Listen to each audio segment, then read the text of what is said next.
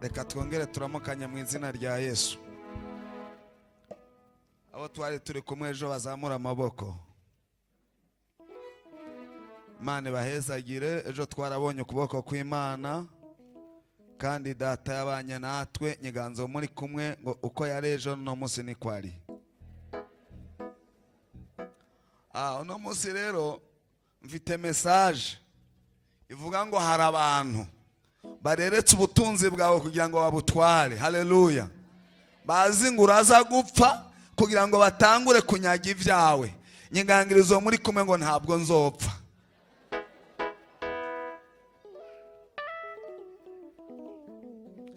Ibi bintu kandi ni wavyizere kankubwiye. Waruzi yuko n'umugabo wawe ashobora gusenga Imana. Sinzi mugabo yari. Haleluya. Akavuga ngo umugore basi yopfuma afata ari genda mwishi kugira ngo ndongore uwundi mukobwa mwiza. Waruzi ko umugabo nawe ashobora kubivuga. Birabaho ntibibaho. Waruzi ko hari abagore bavuga ngo Mana wo kwica umugabo wanje agapfa hama nkarongorwa n'uriya naka kuko narumvise amvugisha, ariko ngira ndakubwire ngo abiteguye kugira ngo bagabangane imitungo yawe bibaza ko wapfuye baraza gutangara. Imana ikugize muzima, Imana igukomeje, Imana ikubeshejeho. Reka ndakwereke. Wanzane kaka. Kazane mwibanga ushire hano. Hari abantu. Haleluya. Mwari ngwino hano nyambike isaha. Mwese mu ndani. Isaha ni nziza si nziza? Irazimbye ntizimbye. Haleluya. Hari abantu barabatigasa. Usiko hari abantu bamaze kugabangana ivyawe ukihari. Uziko hari abantu imitungo yawe bamaze kuyigabangana kandi ukihari. Barakwishe. Ariko no musaza kwa muzima. Umuntu yapfuye ntibashiramo ututuntu. Se twashiramo. Agira gutya. Umwe wese araza atoregwiwe. Suko bimeze. Umwe wese aza muze mutora ivyo visenga byose. Umwe wese araza. Bariho nta bariho. Haleluya. Iyo umuntu yapfuye suko bigenda. Nuko bigenda. Mwari ngwino ukuremo ikirato kinaco nicanje. Ngwino ukuremo ikirato. Kuramo ikirato. Kuramo. Ubundi akuremo ikirato. Ningo imuhambana. Aha nta mugore yoza agakuramo telefone. Bati telefone ntayipfane. Bavaye telefone ntayitware. Vuga ati telefone nayo ni nziza. Ni koti nayo. Nayo arakuyemwo. Bati yamaze gupfa. Aha nta wundi yokuramo isaha. Nta wundi yoza agakuramo isaha ati nayo ni nziza. Abandi bagakora mu mifuko bakaraba ko ata amafaranga ariyo. Aha nta abandi. Aha nta wundi yakuyemo isaha. Uko niko abantu bameze. Bariko baragabangana ivyawe ngo wapfuye. Aha nta wokura. Erega ngaha harimo iyindi telefone raba. Hindukiza tembagaza uhindukiza urabe ko mu mifuka atabindi biriyo. Henura uko ushaka. Ergo wapfuye barahenura. N'umusentire nawo barawukuyeyo. Musentire nawo ntawo wosiga. Nawo ni mwiza. Tembagaza. Tembagaza kugira ngo ntagende muri muhoroge. Havise ibintu byose. Tangura mutambire mu mitungo rero titwabirose. Ati none hana haravyuka. Haleluya. Mu mwanya muto Imana iramuzura ivyiwe mu mubisubize, ibyiwe mubisubize. Abatwaye isaha ngiyi, ibi waruzi ngo ndapfa, waruzi ngo ndapfa, ibirato nabo babizane, isaha nazo baze. Haleluya! Bari bazi ngo ndapfuye. Hari abantu bagabanganye ivyawe bazi ngo wapfuye. Bamwe batwara bimwe, abandi barabikuramwo bazi ngo warapfuye, ariko tangaza ngo sinzapfa.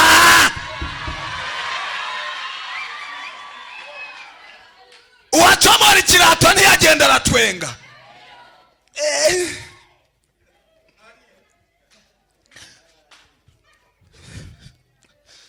Mugabo namukunde.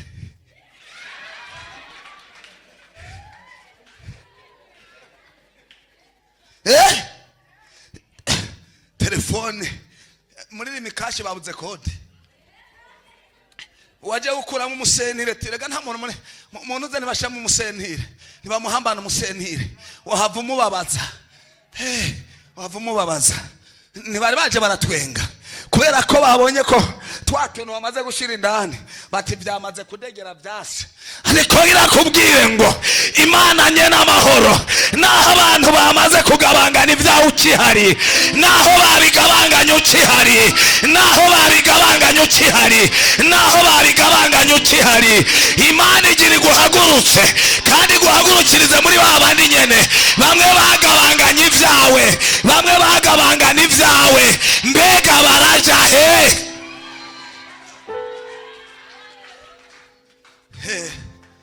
Mwe wese nico yakuye subizamo. Ariko abantu bariko bariga imbaraga z'Imana, nico wakuye subizamo. Subizamo maramara kuzura twenga, subizayo maramara. Umwe wese nico yambuye azasubizeyo amaramara. Ico wambuye zusubizeyo. Uwambuwe imbanyi, abarozi bakwambuye imbanyi, emeriri yashirabira uri kurashiramwe iki kirati gihe yagikurayo ntiyanyarukije. Ubu urabona amasaha kimazeko, urabona amasaha kimazeko, agerageza byanka, agerageza n'amashavu menshi byanka. Yari yamaze kugabangana yibaza ngo nigwiwe. Uku ariko baranyambika n'ikimana igiri kwambikire, aho wasuzuguriwe, aho wacengererewe, aho bagutwengeye, aho bakwamburiye, niho Imana igiri kwambikire. Aho bakwamburiye, shyiramo iyo ngodo niwe wayikuyemwo. Haleluya! Abakwambuye nibo bagira bakwambike, abakwambuye nibo Imana ihagurukije, abarozi bagutembagaje nibo Imana ihagurukije kugira ngo bakwambike, abakubujije guheka nibo Imana igira ibuza amahoro. Rirebuseteke niwe wawukuyeyo. Uyu musenire wakuyeyo undi. Mwe wese ashira ku icyo yakuye. Yobu mwe wese yazanye ibyo yavuze, suko bimeze. Aha nukurirura riragira kijeyo. Mugabe igihe wagikurayo reka ngufashe. Igihe wagikurayo ntivyari byoroshe. Ambi none so wayinyambuye. Igihe kirageze. Haleluya! Nabo umuntu mu maso mubwire ngo uko ariko baramwambika niko data agiye kunyambika. Igihe yayikurayo ntiyanyarukije, ubarabuze nahacisha ukuboko, kandi igihe yayikurayo byari byoroshe. Haleluya! Imitungo yawe bari bagaba, shirako n'umusenene wawukuyeko. Ariko hari umuntu afise amayereko arabe mugenzi wa mubwiye terega nuko biriko biragenda. Hari abantu bagabanganye ivyawe ukihari, barabigabangana ukihari, baravuga ngo ntazopfa duteranye imbere, naho yorara aradandaza ntarahana atazoshika, kandi ivyo babivuze ukihari utarapfa. Reka bonye n'Imana ibafate. Imana ibafate, Imana ibafate. Nyambika neza niwe wanyambuye, Imana ibafate. Umva nkubwire, igihe bavyambura nta mbaraga nari mfise, igihe bavyambura sinavuga, ariko ubu ndatanguye kuvuga. Nuko nari nambaye, nuko nari nambaye. Akinyaruka gukuramo ko byanyarutse.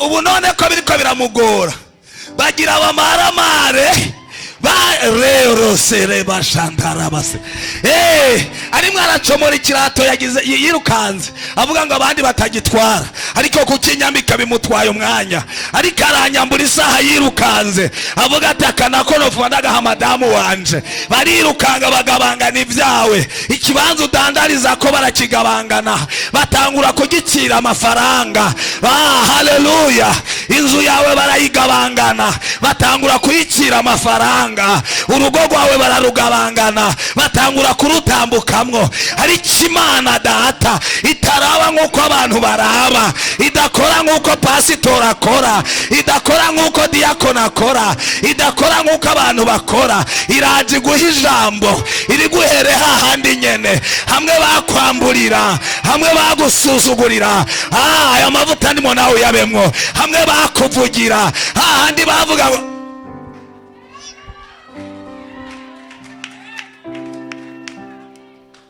hari igihe wagiye abantu bose uburenganya hari ukuraba ngo urarenganya utarenganya ukareka ariko aba protocol Imana bahumugisha mu bakomera amashi aba protocol ico bakora barakwicarika ubundi mugani ntibatwicarika hamwe hari habo bicarika heza naho bicarika aho babonye je ko mwanjanye hamande ya pastor ko mutanshikije hari inyuma aba protocol Imana bahumugisha bakomera amashi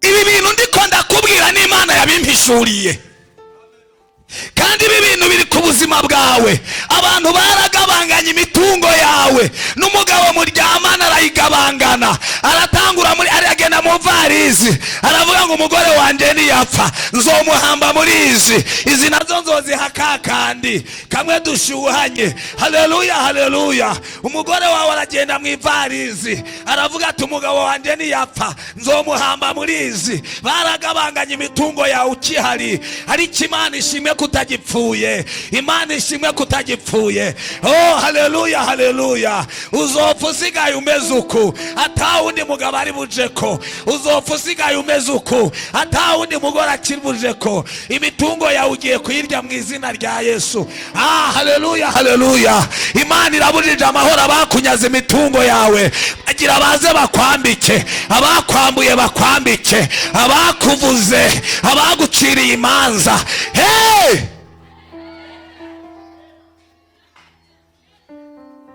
bati yishima hagarara harya bariko barasezerana bagasezerana mbere none uyo basezeranye kadahaguruka ubu yarakubititse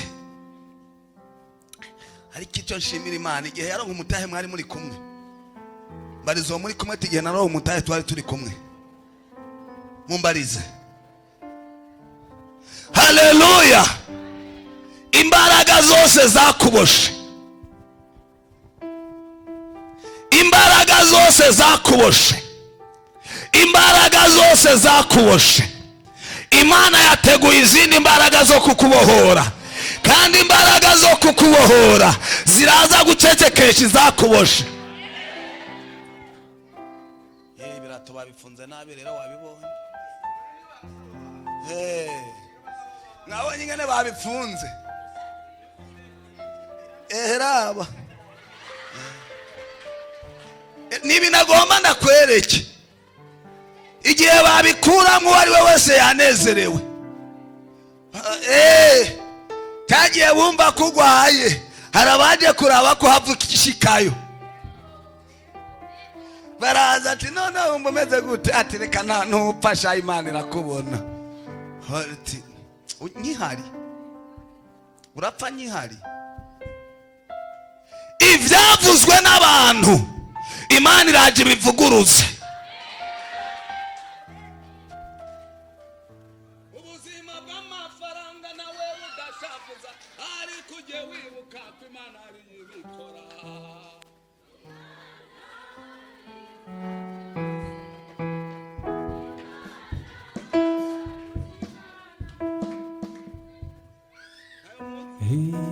Imana iruta byose Imana nakaruta Imana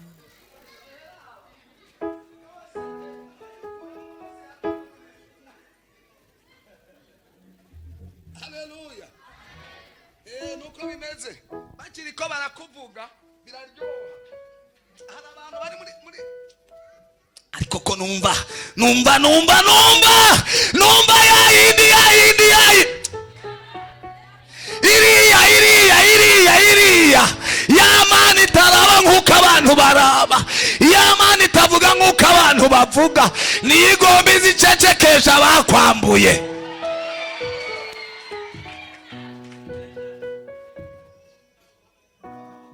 Ariko waravye umuntu mu maso ukamubwira ati ibi bintu burya we wabibonye.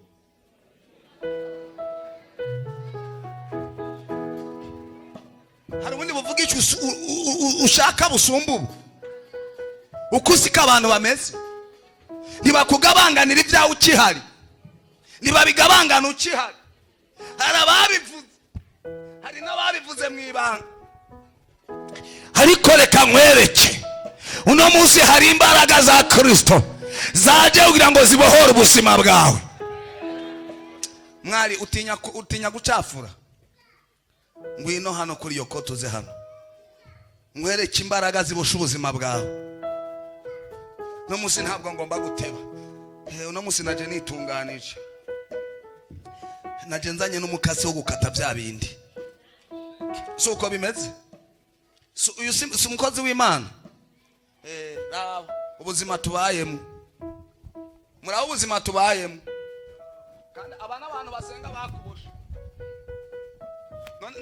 Pastor yavuze ngo bahagara bakatura amajambo, nugukubo hasi gukubo ngibire ringene waboshwe kandi udandaza. Wabohewe mu kibanza udandariza. Haleluya. Wabohewe mu kibanza ndakuboha kabisa. Bayasenda kubaha kumwe twatuboha cyera ndakuboha bukeye. Murabibona mwese? Wabonye ibyawe ingene biboshwe, basige bakuzungurukana nka telecommande, nta nguvu gifise. Abakuboshe bakujana iyo bashaka, abakuboshe baragutemberana. Kata shiramo tuguvu wanyu niyanka n'indababara, shiramo tuguvu wanyu ntibikunda. Yemera rero nkuriki, ntavyo kuwansura babara. Wabonye ngene ibintu byawe biboshwe. Haleluya, haleluya. Barabiboshe, ndakwereke baca barasubiye baraboha. Nzanira ikindi kiziriko, baraboha. Nzanira baraboha. Nta ruhande nari mu kirongo buragamu, kandi Imana yavuganye nawe ngo irakubohoye. Haleluya. Mbwira muri kumwe ngo kandi abakuboshe n'abavyumvise Imana ibivuga. Suko bimeze, waboshwe n'abavyumvise Imana ibivuga, bakora yirindwe ngo Imana ntiguhezagire. Haleluya, haleluya. Ariko ibi bintu biriko biragufasha ntibiriko biragufasha. Ibintu biriko biragufasha ntibiriko biragufasha. Ibintu biriko biragufasha ntibiriko biragufasha. Ibi bintu biriko biragufasha ntibiriko biragufasha. Ibi bintu n'ukuri sukuri. Ibi bintu n'ukuri sukuri. Ibi bintu nibyo cyane sibyo. Ibi bintu nibyo cyane sibyo. Ibi bintu nibyo cyane sibyo. Ibi bintu ni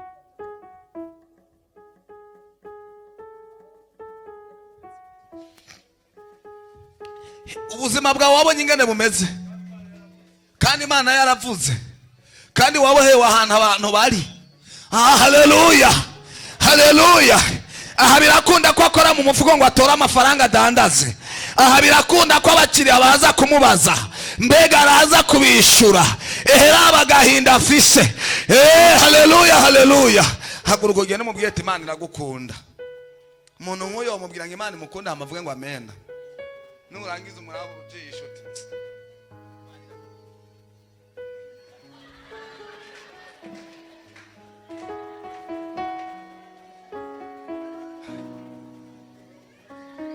imukunda wewe ikunda gusumba ko wabonye kwaboshwe, kutagiye utwaye amaboko ngo umubohore, uza kumubwira ngo Imana iramukunda biramufasha iki?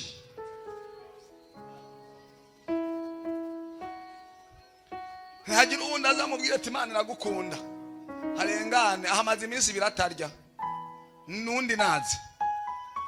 Hengo mubwire ati Imana iragukunda.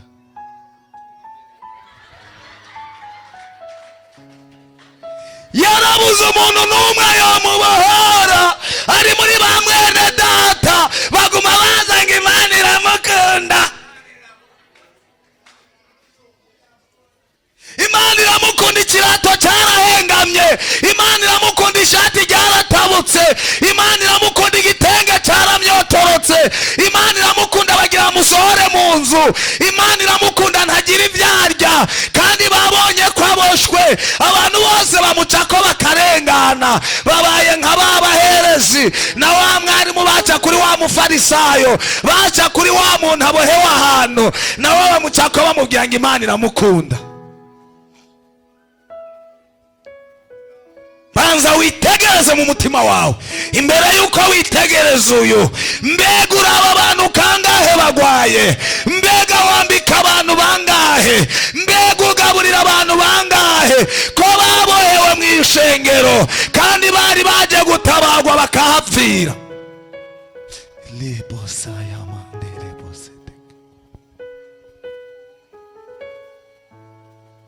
Muzi ko ari abantu baboshwe nabo bagiriye neza. Muzi ko hari abantu batewe ubukene nabo bafashije. Haleluya. Muramubona mwese? Ubu rero nta kindi gisigaye nuko inzara imuhenura. Nta kindi gisigaye nuko inzara ihenura.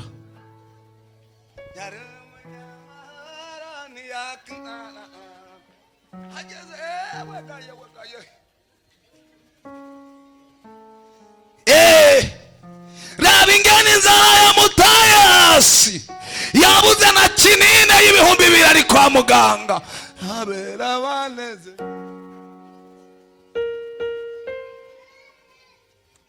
ariko hari imbaraga za Kristo zamanutse kugira ngo zikatagure iyi minyororo yamuboshe, izi mbaraga zamuboshe. Haleluya. Hari imbaraga zo kubohora.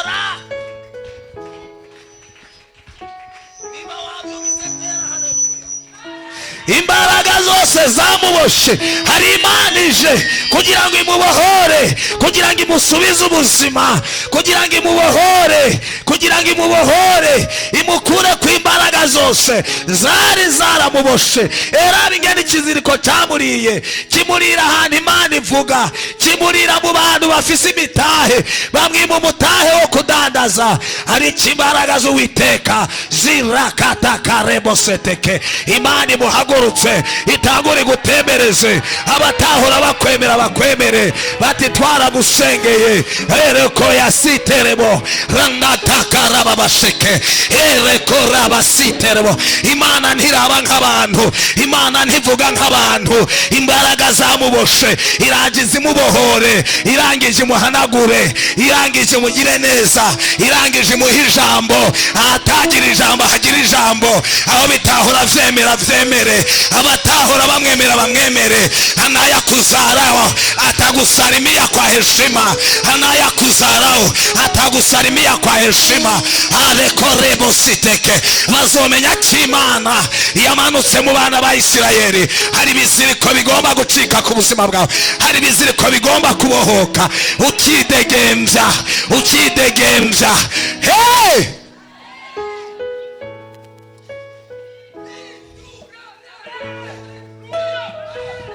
Hey! Tikata karabashateke. Amavuta ndimo namwe muyabemo, amavuta ndimo namwe muya. Tikakareboseteke. Uyu muntu Bibiliya yambariye ngo, Bibiliya yambwiye ngo, aya mavuta ndimo nawe yabe. Bibiliya yambwiye ngo umuntu yari amaze imyaka 38 agwariye ku kidengeri Betesida. Ikibazo yagize, yabuze umuntu yomumanuriraho kandi abantu bari bahari, yabuze umuntu yomumanuriraho kandi abantu bari bahari. Aya mavuta ndimo nawe yabemo. Abantu baragorewe ahantu abantu bari, abantu babohewe ahantu abantu bari, abantu bapfiriye ahantu abantu bari. Ariko ndagira ndakubwire ngo Imana irakuzaniye abandi batandukanye n'abandi.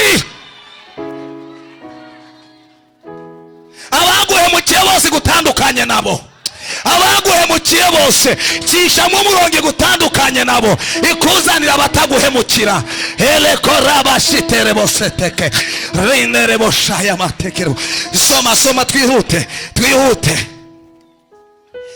no musina navuze ngo ndaza kuvuga imbaraga z'ibituboshe, ariko Kristo yangendereye mu ijoro arambwira ngo aya majambo ngomba kuyavuga uvyanka uvyemera, ndagomba aya majambo kuyavuga. Aya mavuta ndimo nawe yabemwo mu izina rya Yesu. Yewe mwarimu soma Yeremiya, haleluya, ibice 28 umurongo wa 6 uca usimbuka usome 11 usimbuka usome 13. Imbaraga z'Imana ziramanutse muri iri jambo. Reka ndako Imana yambwiye ngo uno munsi igomba yiyerekane.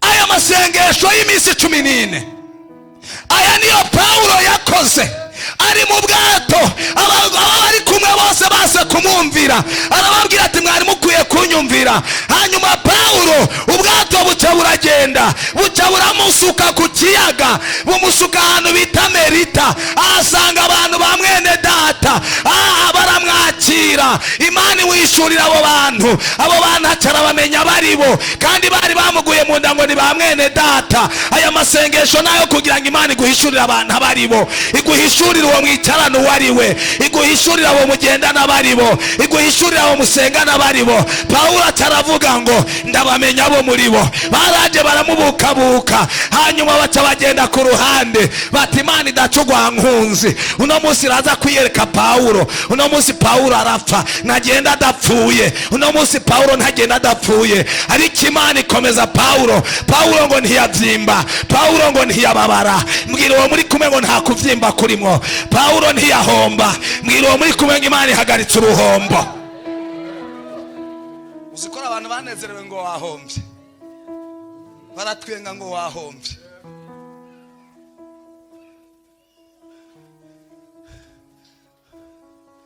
Batirindira baraguharuriye n'amezi, uzoba wavuye kuri Kotebo, uzoba wavuye kwa Siyoni, baraharura n'iminsi. Nshimiye Imana ko baguharuriye iminsi bagira baze kurangura iwawe. Amen. Nshimiye Imana ko baguharuriye iminsi ari we bagira baze gusaba. Nshimiye Imana ko baguharuriye iminsi ari we bagira baze gupanga mu rugo iwawe. Nshimiye Imana ko baguharuriye iminsi ari we bagira batangure kukwandikira SMS bakubaza ngo uno munsi turarya gute. Abaguharuriye iminsi nshimiye Imana. Icyo nkundira Imana ntirenganya, niraba nk'uko abantu baraba. Mbwiriro muri kumenti barakabona bamvuze.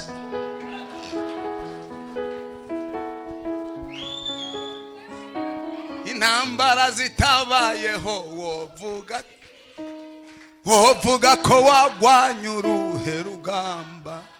Intambara zitabayeho wovuga iki? Wovuga ko wagwanye uruhe rugamba. Uzi ko hari abantu bamaze no gutegura abantu bazokwinjiza mu gasho kubera ideni bafitiye. Ariko Imana igira guha amafaranga barihe wongere ubahe n'agasunuzo.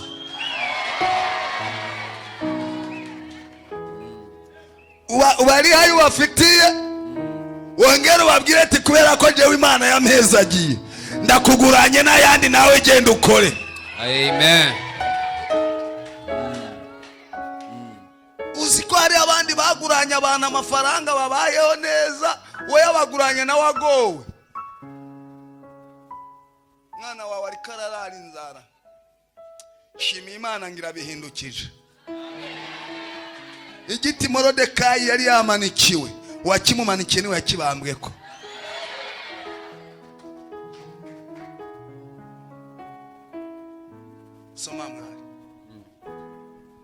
Yeremiya 28 umurongo wa 6 3:8 aha 8 umurongo wa 6 wa 11 hamwe n'uwa 13 aha wa 6 waravuze ngo maze bafata Yeremiya maze bafata uwo muntu muri kumubwira ngo maze bafata wewe ntabwo ari Yeremiya ni wewe maze bafata jewe banshira mu cyobo bagushira mu cyobo Chimbiwe kubika amazi icyobo cy'amajambo chimbiwe kuvugwa bagishizemwo wewe icyobo cyo bukene bagishizemwo wewe barakiguhambamwo bakikwicarikamwo iki cyobo cyarimo amazi barayakamya barayakura bagushira nta n'amazi ariyo ko havunyote gukanywa amazi iyo umuntu akuvuga arakuvuga agaheba agacashiraho n'ibimenyetso byerekana ko ivyo avuze ari ukuri kabisa ati warubizi ajya amafaranga yakoresha naka yari yahawe n'umuntu ari uko babanje gusambana none rero ubu yahombye ndafise n'ivyemezo kandi bakabivuga yo Imana ishimwe ko abantu aribo babivuze atari Yesu yabivuze hanyuma cyari Maraki umwana w'umwami bakubaye ahantu ibwami niho ugorewe uzi kugoranwa n'abantu wagiriye neza cyari mu rugo rw'ibohero wibereye mu ibohero bamwururukirizayo baca bamwururukirizayo barakuvuza bongera barakururutsa batanga izina ryawe ku bapfumu batanga izina ryawe mu bantu baragucafuze mbese n'abantu bose ndikumva abadandaza bari hano yo n'abahora babavugisha barabihevye baraguteranije baguteranya n'abahora baza kugura ibintu iwawe nabwiye Imana ngo Mana ndagomba ko ibintu biva mu majambo bikaja mu ngiro yambwiye ngo ibikuye mu majambo bishize mu ngiro amen hari igihe kimwe Eliya yahora hanura n'igihe yahanura avuga ngo ibi bintu nibitaba si wewe nzoba narakurikiye no musi naje guhanura avuga ngo ibi bintu kuntu ndavyumva nahoza n'ikintu gashira ngaha nta kintu na kimwe kizaguhindura ibintu Imana igomba ikore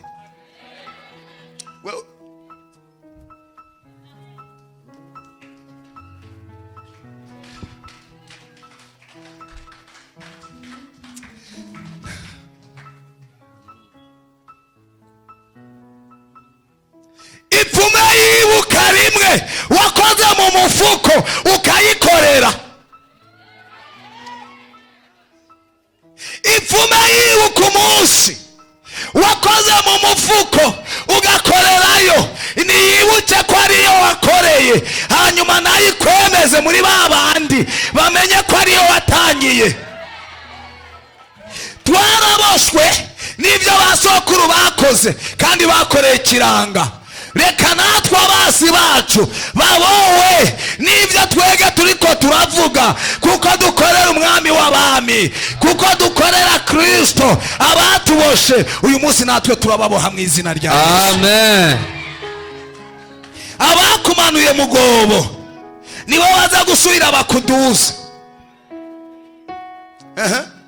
hanyuma bamwururukirizayo n'imigozi muri ico cyobo nta mazi yarimwo nta n'amazi yarimwo hari hamaze kuma atari kivurugu c'ivyondo byari bivurugu vy'ivyondo nivyo bari bagushize nivyo bagushizemwo ivyondo uruvi vyari ivyo kugucafuza mutaronka nahuca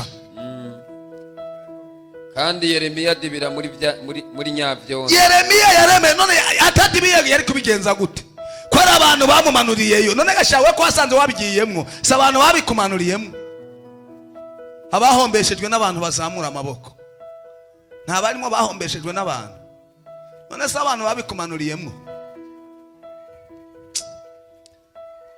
ndashimiye Imana we Imana idakora nk'uko abantu bakora Imana yabujije amahoro umwami akibuka Mefibosheti yari Mefibosheti nta vyizigiro yarafise kuko nta muhanuzi yari yarabonye, ariko Imana yonyene yanurira Dawidi iramubwira ati nturya canke ngo uryame. Mefibosheti atarashika ibwami, ari abantu Imana igiye kubuza amahoro, ari abantu Imana igiye kubuza amahoro, bazo cyama aburitiro kubera wewe, bagende bakora ubusi babura ibyo bakora kubera wewe, barakurenganije barakwicarika, baravuga ngo uyo ntazopfa ateye imbere, n'ukuri kw'Imana ntazopfa ateye imbere, barakwicarika barayavuga, bavuga amajambo ayakwiye n'ayadakwiye, kugira ngo ucobogore uburahuca uburi icyo uvuga. Ariko Imana we, ariko Imana we iraje guha ijambo, gutabarire aho wasuzuguriwe, igutabarire aho bagusuzuguriye. Abantu mwumva abantu baragoye, abantu mwumva abantu bara, urabagirira neza bakagusubiza nabi, urabagaburira bakakwicira abana, ariko Imana we igiye kukwishura. Soma soma soma soma soma, mwarimu ni mwarimu nyene ariko arabatevya si jewe. 11 nuko Ebedumeleki ajana abo bagabo. La umuntu atabanga ririmwo mubwire mu gutwi, mubwire ngo haleluya. Urabona kutwicaranye, niba hari ico dupfumba barire, kuko ubuzima wanje burahindutse.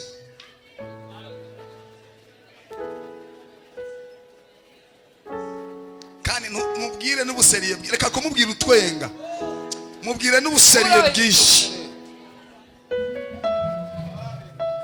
Subiramo mwari. Nuko Ebedumeleki yari umuntu w'ibwami, ajana abo bagabo, yinjira mu ngoro. hari abantu Imana igomba ihagurutse kubera ubuzima bwawe bazane. Imana hari abantu igomba ihagurutse, hari abandi bari bahagurutse bihagurukije, barangije barakuzingamika, barangije bakubuza gutera imbere. Imana hari abandi ihagurukije kugira ngo baje ibwami bakuvugire. Imana iciye muri jewe ntivyoshoboka, Imana iciye muri babandi ntivyoshoboka, ihagurukije abandi, kandi ni muri babandi nyene. Bamwe bari bakuvuze, bamwe bari bagushinyaguriye, bamwe bari baguciriye imanza, bamwe bari bavuze ngo ntuzotera imbere, bamwe bari bakubujije amahoro, babandi bagusuzugura, babandi bakubuza gutera imbere. Abo ni Imana ihagurukije, abo ni Imana ihagurukije kugira ngo bagende bavuge, bagende babwire umwami, bagende babarire umwami, batuye umuntu ibyo twavuze, twariko turiyenda, twariko turizagira, ntitwari twebwe. Ariko ngira ndagutangarize, Imana ihagurukije babandi nyene, bamwe bakumanura nibo basubira bakuduze, barakumanuye, irababujije amahoro, baze bagukure muri rwagobo, bagusubiza aho bagukuye, bagusubiza aho bagukuye. Kandi niwamara kuhagera uraza kuhasanga imbaraga za Kristo.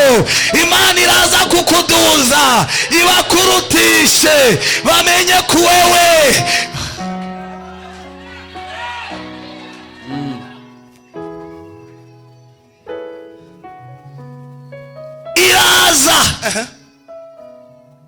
yinjira mu ngoro y'umwami, aca yinjira mu ngoro y'umwami, aja munsi y'ubushinguro, aca agenda munsi y'ubushinguro. Yari asanzwe azi aho biri kuko niwe yakubosha, arazi ibyakubosha aho biri, niwe agomba kuza kubizana. Ingorane wagize arazi aho yahereye, arazi abapfumu yagiyeko, arazi abo bavuganye. Kubera imbaraga z'Imana ibyahi yakuzibirije umugisha wawe, araza kubyizanira wenyene. Uno munsi turabimutamika mu izina rya Yesu, turabimurisha mu izina rya Yesu. akuraho impuzu z'imikura, akuramo impuzu z'imikura. Ibaza icyubahiro ufise, mugabo yakuwejeje impuzu z'imikura n'ibishambara, agenda aragucoza, ari we wamuteje imbere, akwambika imishambara, ari we wamugiriye neza, akwambika impuzu z'imikura, ari we wamwambitse. Imana igira ibihindure. Erega Yobu abamucengereye nabo yahora yicaye, nabo yahora agaburira, nabo yahora yambika, nibo bavuze ko ari Imana yamuhanye. N'abandi bakubwiye ngo ni Imana, Imana wakoreye yaguhanye, Imana wakoreye yakumanuye. Tugira turabe ko ari Imana nuko ari abantu. Hanyuma abirungikisha imigozi mu cobo, abirungikisha imigozi mu cobo, abiha Yeremiya, abihereza Yeremiya. 13. Nuko bakwegesha Yeremiya imigozi, bakwegesha Yeremiya ya migozi yamumanura. Bwira muri kumwe ngo imbaraga zamanuye nizo zigira zisubire zinduze kubera Kristo. Amen. Haleluya. Amen. Kwega. Nyemerera uhaguruka ukwege Yeremiya. Nyemerera uhaguruka ukwege Yeremiya. Ukwege Yeremiya, bandanye usoma mwari. Ukwege Yeremiya, kwega ibintu byawe. Kwega Yeremiya mu bintu byawe, kwega. Oya rega gufata umuntu wewe bikwege, kwega gwawe. Rega gufata umuntu mu kuboko, kwega gwawe. Kwega gwawe, kwega gwawe. Kwega ni nguvu nyinshi bya bindi. Erega Yeremiya hari ibintu byawe banyaze, babiterera mu ruzi. Kwega ni nguvu nyinshi. Shiramwe inguvu. Erega ibi bintu biriko birakora. Erega ibintu biriko unamukwege. Ko ntabumva. Erega biraremereye ibintu byawe bikwege. Kwega.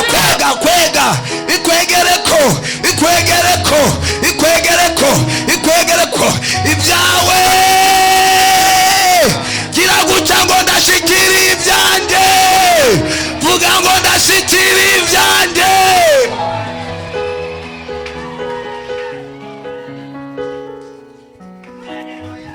Hanyuma bamukura muri ico cobo, Yeremiya aguma mu rugo rw'ibohero, acaguma mu rugo rw'ibohero.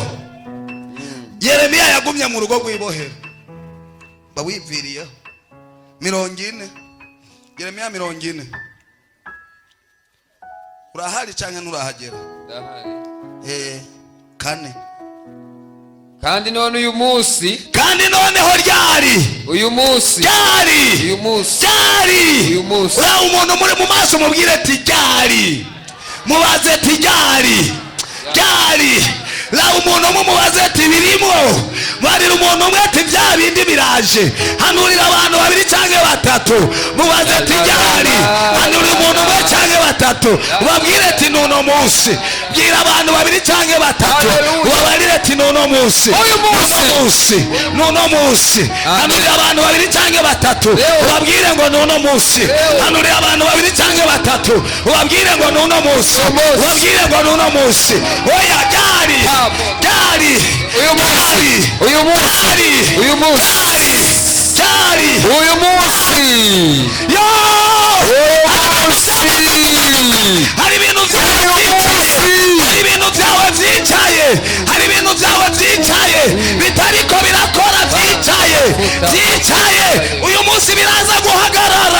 Uyu munsi biraza guhagarara.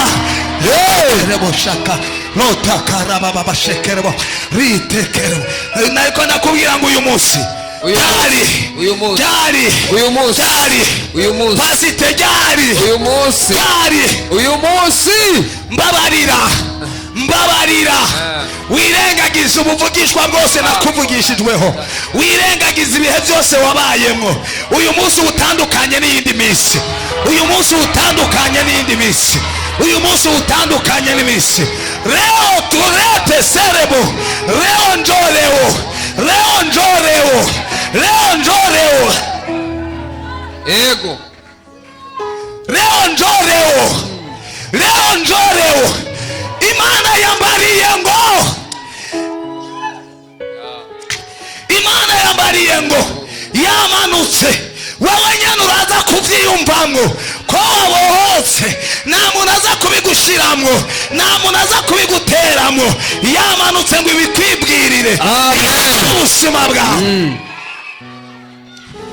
Yeremiya yarabohotse, mugabo yagumye ibwami, baramubohoye aguma mu nzu y'ibohero. Imana yavuganye nawe uguma mu nzu y'ibohero, wasenze Imana uguma mu nzu y'ibohero, abavugishwa bakuvugishijwe ko uguma mu nzu y'ibohero, bakubwiye ngo birabaye uguma mu nzu y'ibohero. Ariko uno munsi Imana iraje gukura mu ibohero. uyu munsi, hanyuma ryari? uyu munsi Zoma ngo habaye iki?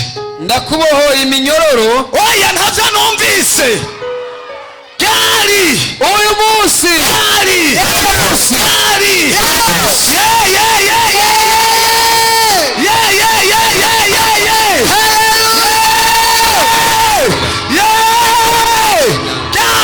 uyu munsi, uyu munsi, uyu munsi, uyu munsi, ego Ndakubohoye iminyororo, ndakubohoye, ego ndakubohoye, ndakubohoye, ndakubohoye, ndakubohoye.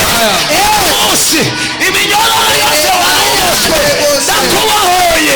Uraza kwidegenza, uraza rekora. Yesu wanje, manuka ahantu. Yesu mwami, Mana we, manuka ahantu. Aba bantu ndagomba ngo bahe amaso, bahishurirwe ikirere, bahishurirwe ikirere. Mwami, mwami, mwami, nkorera. Subiramo. kandi none uyu munsi, Kandi none uyu munsi ndakubohoye. geza mbarira, haguruka urabe umuntu mu maso, mubwire ati nuno munsi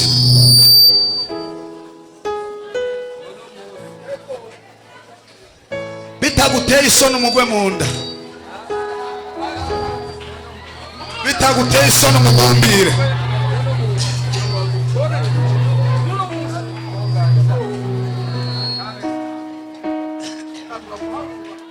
Muririmbire. Anayakuzara usiku moja watakusalimia kwa heshima. Wanaokuzara usiku moja watakusalimia kwa heshima. Anayakuzara usiku moja watakusalimia kwa heshima. Wanaokuzara usiku moja watakusalimia kwa heshima. Watakusalimia kwa heshima, kwa heshima. Anayakuzara Anayakuzara usiku moja watakusalimia kwa heshima. Wanaokuzara usiku moja watakusalimia kwa heshima. Fanya hivi, fanya hivi, fanya hivi, fanya hivi. Mwambie, mwambie, mwambie, mwambie. Alisema mambo mengi lakini Mungu anakugeukia wewe. Atakusalimia, atakusalimia kwa heshima. Umviriza. Barakumanuliye mu kinogo, barakumanuliye mu kinogo, barangije baratamba baratwenga, bari bazi ku buzima bwawe babuhejeje. Imana ishimwe, Imana ishimwe, igukuye mu kinogo uhagurutse uri umugabo.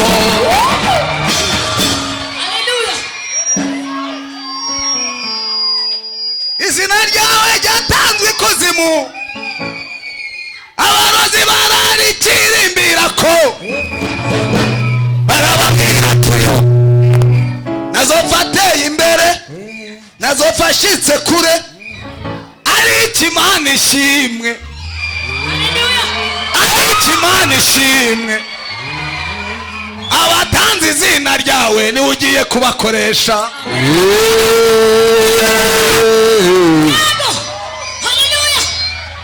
Abakubasha amaboko bakakumanura, bagira abakubahore bavuga amajambo bati ni wowe mwami wacu, ni wowe ukomeye ku buzima bwacu.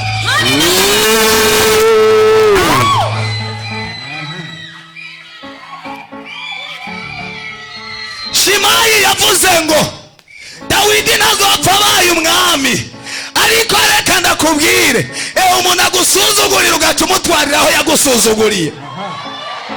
Abavuze ko utazotera imbere, Imana ishimwe ko uteye imbere, ariko bobo, amen, ariko bobo bazoguma bavuga ayo majambo nyene, ntibazopfa baduze ngo bagushikire kabisa.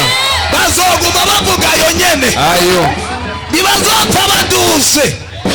Ni wowe uzohora ubabwira ati siga ikirato sha, siga sha, imbaraga.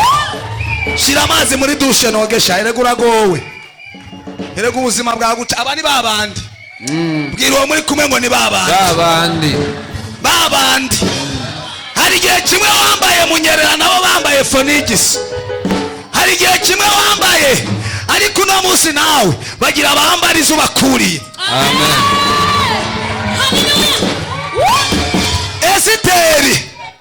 Esiteri yavuze ngo nimba ngiri ubuntu ka mwami, abantu bose bo muri kino gihugu bapfe, hanyuma abasigaye baba baja biwacu.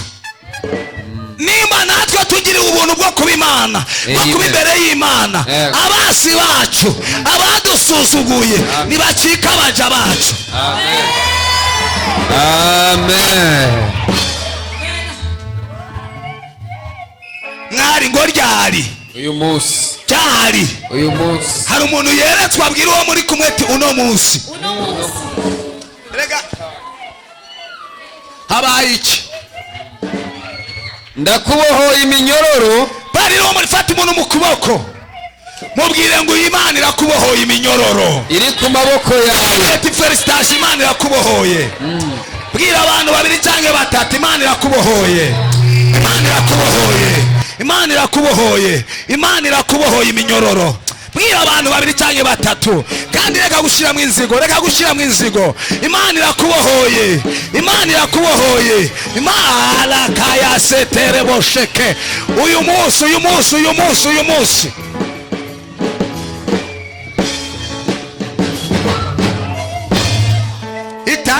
itangazo repentance we, iraba basibanyu kw'ibintu byamaze guhera.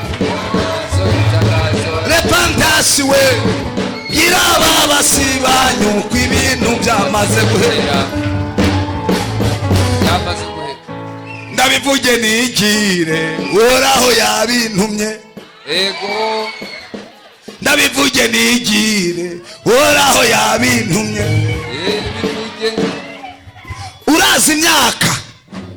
Urazi imyaka wahagaze ngaha muri repentance, bavuze kwitanga witanga, bavuze guhezagira abakozi b'Imana bahezagira, bavuze kwambika abakozi b'Imana bambika. Uno munsi harageze nawe ku Imana iraba muri konte y'ibyo umaze gukora, nawe igushumbushe. Yego. Urazi ibintu umaze gutanga wewe? Bazo muri kumwe tubazi ibintu umaze gutanga. Ubu haragezeho ubizana wowe nyene kubitanga ukuye mu vyikoze. Ibanze na umva hari ibyo yavuze urabikora. Nawe uno munsi mpagaze mu ijambo ryo gutegeka, ibanze bikore. Amen. Nabwiye Imana ntumva, twahagaze ngaha ku gicaniro tubwira abantu ngo bagukorere, hari ibyo bakoreye. Simpagaze ku gicaniro mvuga ngo zana amafaranga ngo hari ibyo iri gukorera, ahubwo mpagaze ku gicaniro mvuga ngo yandi wazana nayo nigira iki gukorera. Amen.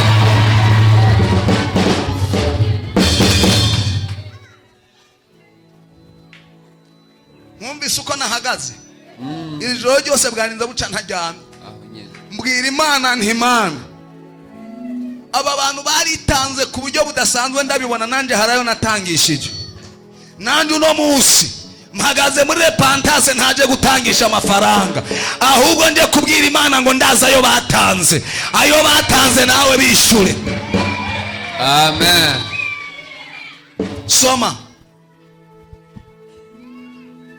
iri jambo riveho, turaza kurishyira uribika ahantu. Iyi jambo ndaza kurigarukaho duce twisengera Imana.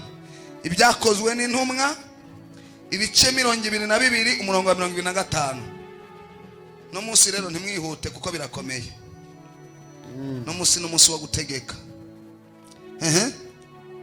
Bamaze kumubohesha imigozi, bamaze kumubohesha imigozi, uwe muno mwicaranye bamaze kumubohesha imigozi, Paulo abaza umugabisha w'abasodijana. Paulo abaza umuntu ugabisha w'abasodijana ahagaze aho, ahagaze ngaho, ati mbega biremegwa, ati mbega biremegwa ko mukubita umuntu, ko mufata umuntu mukamuhohotera ngo ntazopfateye imbere, w'umuroma, w'umuntu w'umunyisirayeli, kandi atarubanza rwamutsinze.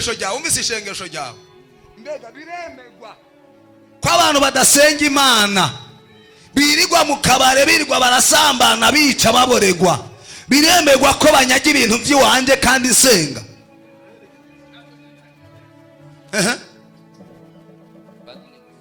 Wahejeje soma umurundi murongo ukurikira 27.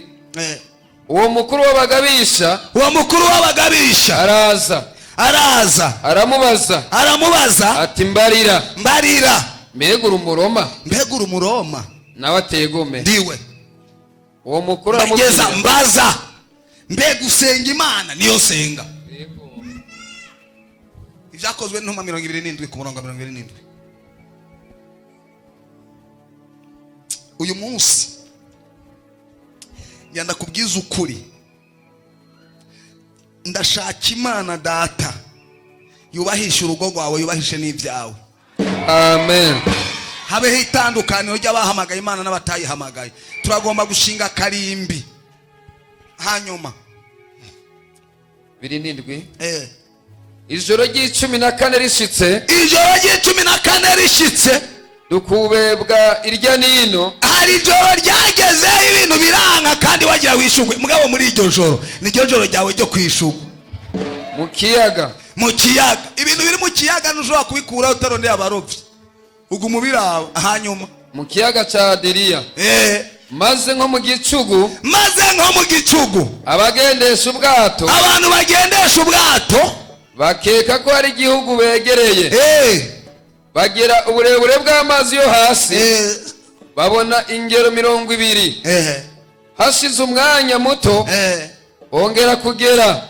Sawa, no musari byo tugera mpaka dushikira ibyaha. Babona ingero 15. Zivuye ku 20 zigeze ku 10 na kangahe?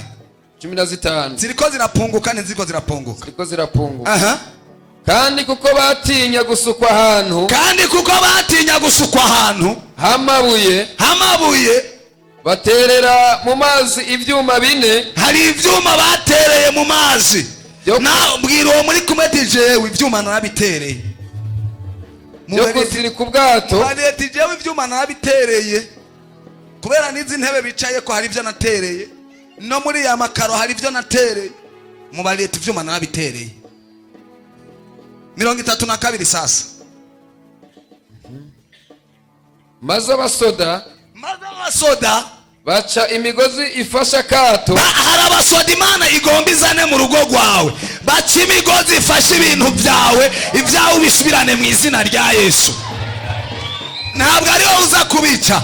Yateguye abasoda bayo, baza kugukomoreza ibyawe. Yateguye, umva ndakubwire, naho wundi yakurenganije yitwaje icyo yitwaje, Imana yateguye igisoda cyayo kugira ngo ibyawe bigukomoreze utiriwe uravuga amajambo. Hanyuma ngo bakareke gakoroke. 40. Bazitura imigozi ifashe ivyuma, biziritse ubwato, biziritse ibintu byawe, babirekera ibwina, bagomba barekura ibintu vyawe babikurekera ibwina muri wewe, bibe muri wewe, soye kuba mu bandi bantu. Barekura ibintu vyawe. Hari ibintu baboshe barabizirika, ariko uno munsi ndagutangarije, Bibiliya yavuze ngo mu gicugu Imana ibuza amahoro abasoda, maze baca barafata baracagagura imigozi boshe ibintu vyawe, babigusubize mu izina rya Yesu, babigusubize mu izina rya Yesu. Yobu 6:9, Yobu 6:9. Betura abantu bazanye imigozi yo kuboha. Abantu umuntu aduza ukuboko, umuntu wese azi ko yazanye, hari ibintu tugira tubohe twongere tubicagagure. Haleluya, haleluya. Hari ibintu vyawe vyaboshwe, uno munsi turaza kubica, hanyuma nawe ubohe ivyari vyarakuboshe. Mwibuke wa musore yaragwariye ku kidengeri Betesida, igihe Yesu amukijije, yaciye afata ikirago yari amaze igihe aryamyeko, acaracikorera agicisha mu Bayuda. Bati kubera iki wikoreye ikirago kandi ari ku munsi w'isabato?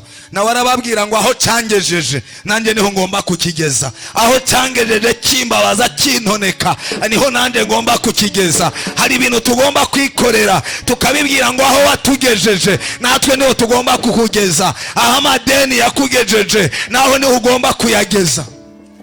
Uzi muri no minsi ibintu turimwo, abantu turafata ntibifadike, turagomba Imana imenye ko twashavuye. Hari igihe kimwe Mose yasigiye gusenga Imana yashavuye, Imana icamubwira ati Mose reka kundakira, ivyo navuganye nawe ndabikora. Wewe none munsi ndiko ndavuga ubutuma ntwenga ibintu ngomba kw'Imana data. Ega guhezagirwa kuwawe n'inyungu yiwanje. Nitwahura waguze imodoka uzonsiga, igomba kuguhezagira rero.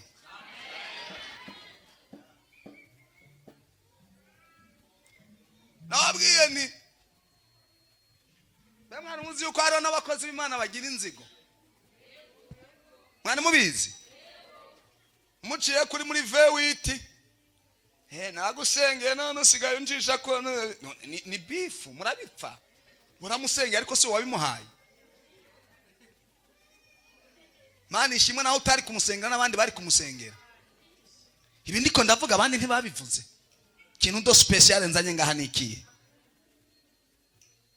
Rero Imana iguhezagiye, jewe ndaneze muze mubaze jewe ahantu Imana yahezagiye. Ndarondera nishikanwa gishimwe nkashira mu ibahasha nkashimira Imana n'Imana. Ndagushimiye ko nakawa muhezagiye. Kandi jewe mbashingiye ntahe. Je nta miliyoni 3 ndakora. Ariko umuntu ashinze naye ko arose miliyoni 50. Yo ndatamba. Nta narimwe. Yaba hari umuntu asenga ngaho ari kubivuga ndigera mpagarara ngo mvuge ngo naka ivyo arimwo nije nabimusengeye. Naramusengeye kuko ari cyo gikorwa Imana yampaye. Namwe ivyo Imana igiye kubakorera ndaza kunezerwa n'ivyo Imana yambwiye ko igiye gukora. Kuko Imana yambwiye ngo hari abantu ikuye ku marembo.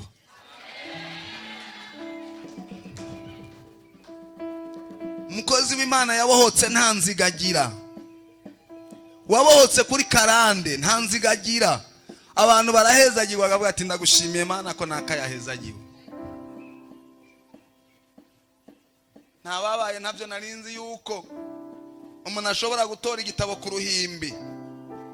Nimba ari ikintu nubahandu bahameza y'umwami, umuntu atazanye atavyaye yaje gukizwa ari we yizanye. Ngo ndatuye ibi nibi nataza bizogenda uko nataza yari yaje ne wari wamuzanye.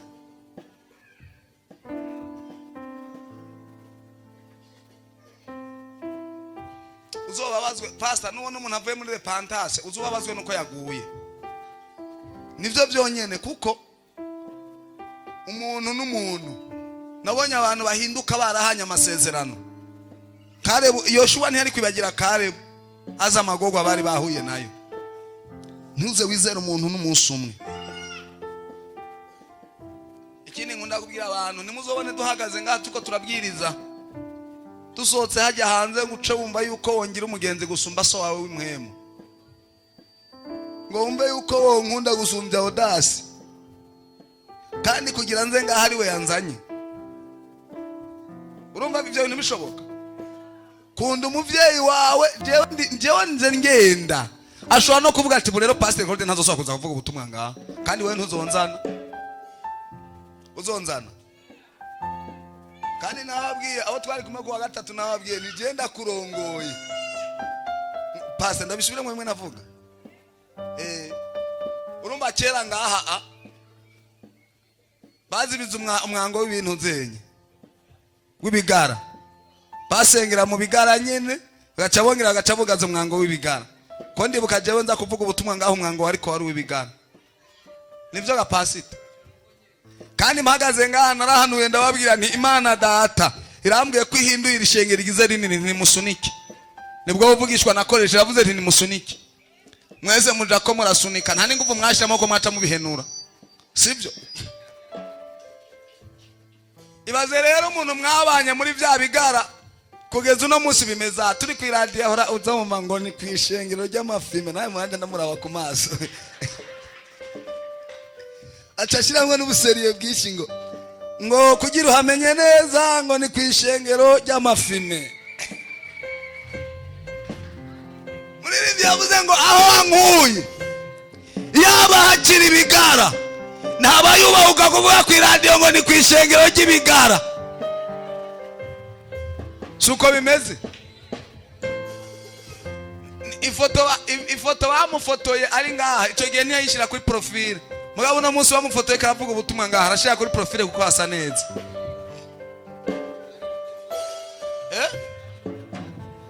Nababwiye ni kandi umva rero uno munsi ndaza gusengera umuntu agiye kuzofata ya foto ya kera n'urushengero rwa kera, agenda arondera umuhinga babigire neza bayishire ngaha, bace bakora n'ifoto y'ubuhahameze uko nayo bayizane bayishire ngaha, bace bashira n'indi foto ya kazoza hari ama etage agiye kubakwa ngaha nayo bayishire ngaha.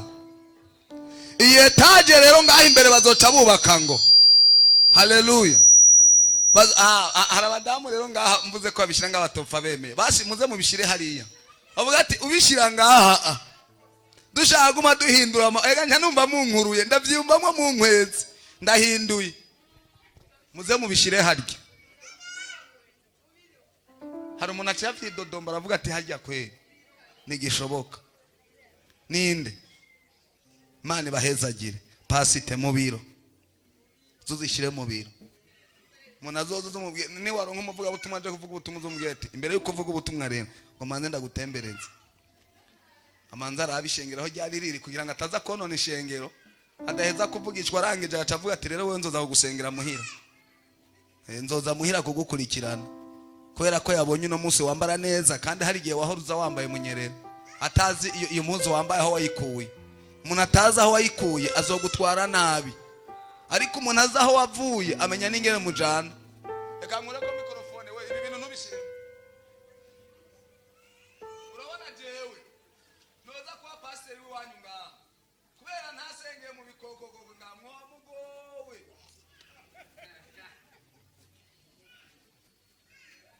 mugowe nosigara magara ngati umba rero asha mutanguriye costume nzinze ndabirukana. Mugabo uyu nashobora kubirukana kubera ko hari igihe yasenga yambara ikirato capinze. Wewe ubwo buzima nabwo yabaye muje nabubaye. Wewe no munsi nambara ikirato ciza, narigeze kwambara urato rwahengamye. Haleluya. Je nkubwiye ubuzima naciyemwo ntiwovanga, nimba ndiko ndakubwiriza nuko nzaho Imana yankuye. Mwarimu yicaye adasomye niyo ngora nafise. Ibi bintu kabutabishizemo turashwana, ukabigarukana turankana. Haleluya. Amen. Hari umuntu Imana ikirambwira muri ino koraniro, kandi Imana yambwiye ngo ndamutangariza ahari amazi igihe hari kararira cyane atabona inzira, ariko igihe kigiye kugira aze kuza twenga. Ndumva umupapa umutahe wose waheze azamura ukuboko, umutahe wose waheze. Sawa, chunga kadogo tu. Pastor we yarafashe ingingo kandi umunsi ngenda guhanurira ugiye kuronka amafaranga ku buryo nawe ubwiwawe bigucanga, kandi guhera muri uku kwezi kw'icenda ugira utangure kuyakorako uyabone. Ikindi wewe ntuzopfa udafise inzu nziza ngaha mu gisagara.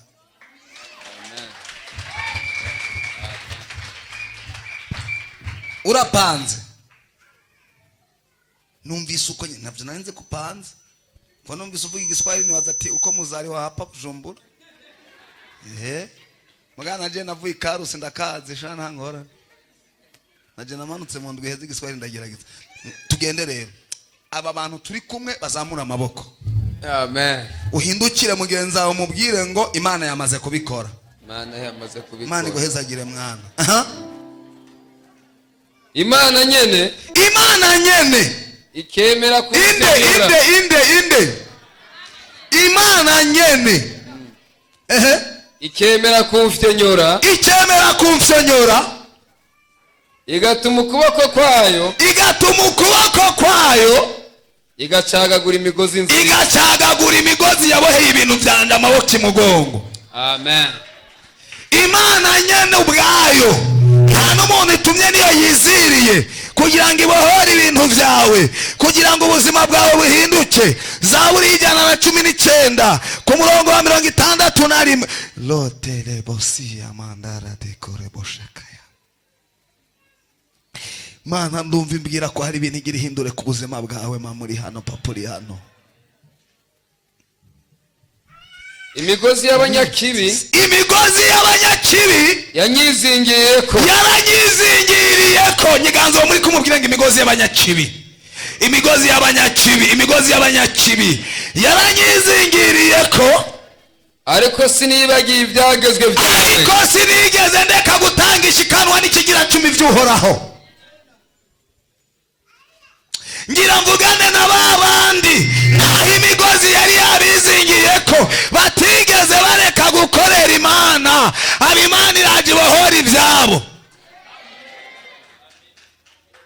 Musiguzi 4:12 tugomba tubohore rero.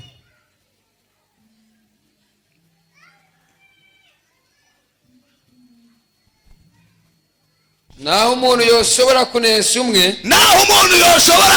umuntu umwe, babiri barashobora kumunanira.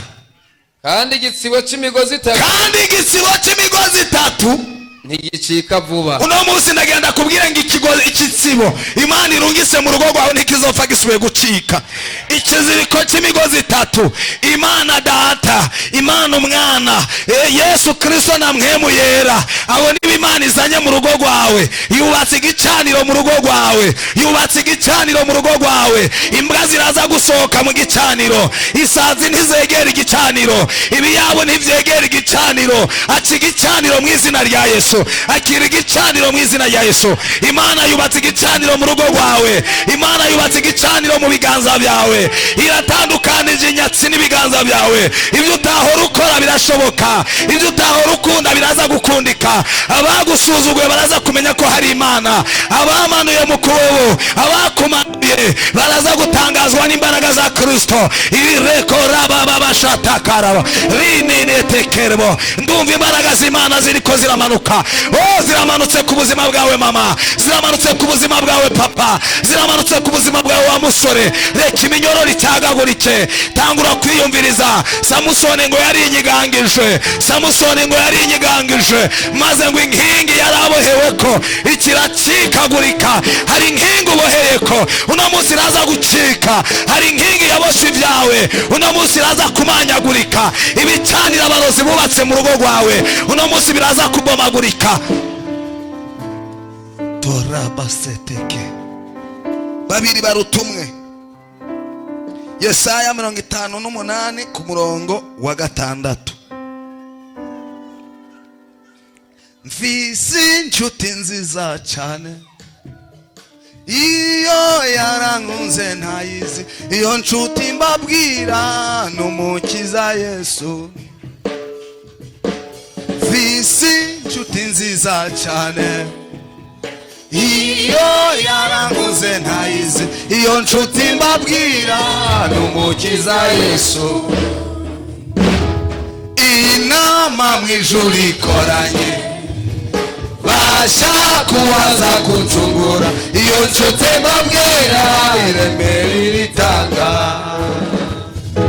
Nagera mu rusengero nishiwe, bakavuga ubutumwa bwa Yesu, abasizi n'abasambanyi bacihana. Haleluya, haleluya, haleluya, haleluya. Repentance Imana iradufasha bikagaragara, abatabizi bakabibona bikabayobera.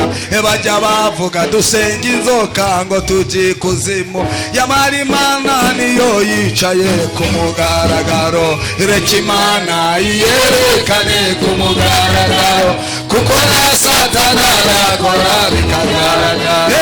Burya Imana igira ibihamya bikagaragara, kuko na Satani arakora bikagaragara. Ureka Imana yerekane ku mugaragaro, kuko na Satani arakora ku mugaragaro. Yadukoreye ibitangaza ku mugaragaro, izuba riva. yadukoreye ibitangaza ku mugaragaro, izuba riva. Reka ndakubwire, nta muntu n'umusa guhanurira, ni ijambo rigiye kuguhanurira. Amen. Biraza gutegwa nuko wizera iri jambo. Uza kumva hari kifashije muri iri jambo, uze kuryakira ucugira gutya ati ndaryakiriye niyanje. Ijambo ryose rigufasha uno munsi, uvuge ngo ndazibiye ntusohoke, uri uwanje, urifumbatira uvuge ngo niyanje. Uraza gusohoka hanze ritangure kugukorera. Ntabwo rizotangura ejo, riraza gutangura uno munsi. Hari abantu muri telefone zabo baza kubona umuntu abarungikiye amafaranga kandi atari yari afise imigambi yo kuyarungika. Wewe ni wajakira riraza kugukorera, kandi telefone yawe uraza kugumuyiraba. Ubonye message uraza kumenya ko ari Uwiteka yabikoze. Aha. Tugira dusenga Imana. Mbega ukusiko kwisonzesha nshima, Mbega ukusiko kwisonzesha nshima muri iminsi 14. sukubohora ingoyi, Sukubohora ingoyi aba bantu. sukubohora abantu ingoyi, Sukubohora ingoyi abantu zo kugiranira nabi, zo kugiranira nabi. Ukwisonzesha Imana ishaka nuko duhagarara ngaho uno munsi tukaguhanurira imbaraga zo kubohoka ingoyi z'abantu bakugiriye nabi, no guhamburura imigozi, no guhamburura imigozi abatwaza igitugu, abantu bagutwaje igitugu, no kurekura imahazwa ngo zidegemvye, ngo zidegemvye. Aha. mukavuna ibyo gutwaza igitugu byose. Uno munsi twaza kuvuna ibyo gutwaza igitugu byose. Gezaho Hosea 11:4 tugiye kurangiza. Ndakubwira ngo kuwa gatatu uzo hari umunsi wo kurangiza amasengesho y'iminsi 14. Ntabwo bizoba ari buri kurabona, tuzoba ari kuyarangiza. Uze wifata nanjye nzoba ndi ngaha, tuzoyarangiza nanje ndi ngaha, dusengera abantu, niho tuzoyarangiza kuwa gatatu. Aha. Murongo wa 4 haravuze ngo nabakwegesheje imigozi y'umuntu, nabakwegesheje imigozi y'umuntu. Imana yatumye twege, ntabwo umviriza umuntu ni jewe. Imana yatumye jewe na pasiteri wanyu n'abandi bose mwakoze amasengesho. imigozi y'ibitsibo, imigozi y'ibitsibo by'urukundo, kandi nabamereye nk'abakura ingogo mu mibangabanga yabo, nterekeranya ibyo kurya. Imana igira ikiguhereza n'ibyo kurya imbere yabo. Imana igomba iterekeranye n'ibyo kurya imbere. Baracyahari canke batashye? Imana ivuze ngo mu ijambo ryayo yadukuye ko ingogo n'imigozi. Iki iterekeranya n'ibyizaniye, iterekeranije n'ivyo kurya. Ivyo kurya sitoke yawe yongere kurya, sitoke yawe yongere kuba mu ivyo kurya. Abantu basubire baronka ivyo kurya, abantu basubire abagutembere. Fata ikiziriko cyawe dusenge. Mwari soma rero 40 ku murongo wa 4. Yeremiya.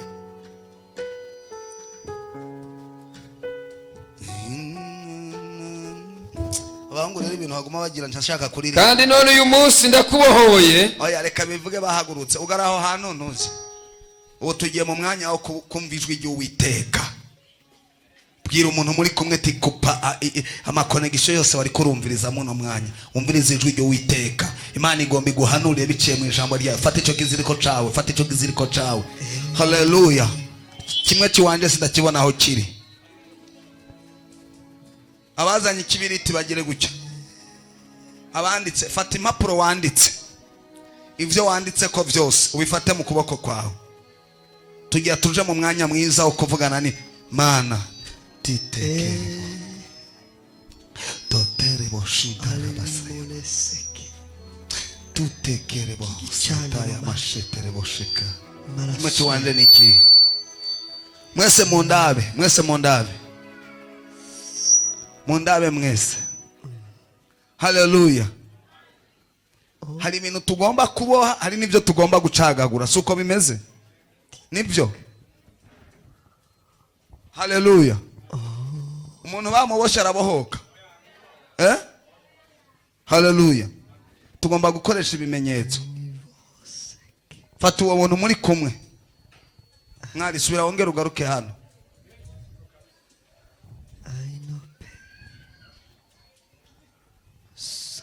Haleluya.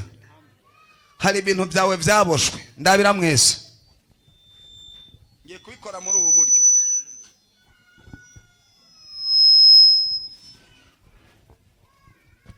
Uyu muntu yaraboshwe ntiyaboshwe.